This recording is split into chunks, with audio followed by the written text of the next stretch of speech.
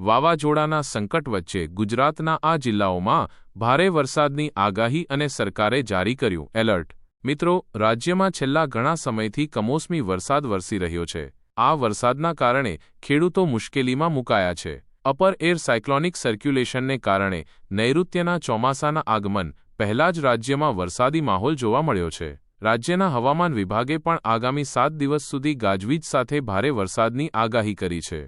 હવામાન વિભાગની આગાહી અનુસાર સૌરાષ્ટ્ર અને કચ્છમાં વરસાદની શક્યતા છે। આ સિવાય દક્ષિણ ગુજરાતના વિસ્તારોમાં 50થી 60 કિલોમીટરની ઝડપે પવન ફૂંકાવવાની આગાહી પણ કરવામાં આવી છે।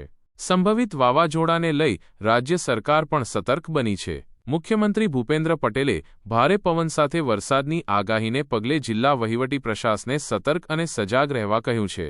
સાથે જ 24 કલાક કંટ્રોલ રૂમ કાર્યરત કરવા સૂચના આપી અને તકેદારીના ભાગરૂપે જરૂરી પગલાં લેવા અને સ્ટેટ ઇમરજન્સી ઓપરેશન સેન્ટર જિલ્લાઓ સાથે સતત સંપર્કમાં રહે તેવી તાકીદ કરી છે। તો આ તરફ સુરતમાં કંટ્રોલ રૂમ તૈયાર કરવામાં આવ્યો છે, જે કંટ્રોલ રૂમથી તમામ જિલ્લા પર નજર રાખવામાં આવશે। સાથે જ વરસાદ કે ભારે પવન સામે તકેદારી સાથે સલામતી પગલાં ભરવા સૂચના આપી શકાય તે માટે કંટ્રોલ રૂમ 24 કલાક કાર્યરત રહેશે। હવામાન વિભાગની આગાહી મુજબ આજે સૌરાષ્ટ્રના રાજકોટ, અમરેલી, ભાવનગર, જૂનાગઢ અને ગીર સોમનાથમાં ગાજવીજ સાથે ભારે વરસાદની આગાહી કરવામાં આવી છે। તો દક્ષિણ ગુજરાતમાં સુરત, નવસારી, વલસાડ, ભરૂચ, તાપી, ડાંગમાં પણ ગાજવીજ સાથે ભારે વરસાદનું અનુમાન છે। આ સાથે જ દીવ, દમણ અને દાદરાનગર હવેલીમાં પણ ભારે વરસાદની આગાહી કરવામાં આવી છે। હાલ આ સિસ્ટમની દિશા ઉત્તર તરફની રહેવાની શક્યતા છે, જેના કારણે આગામી 7 દિવસ સુધી ભારે વરસાદની હવામાન વિભાગે આગાહી વ્યક્ત કરી છે।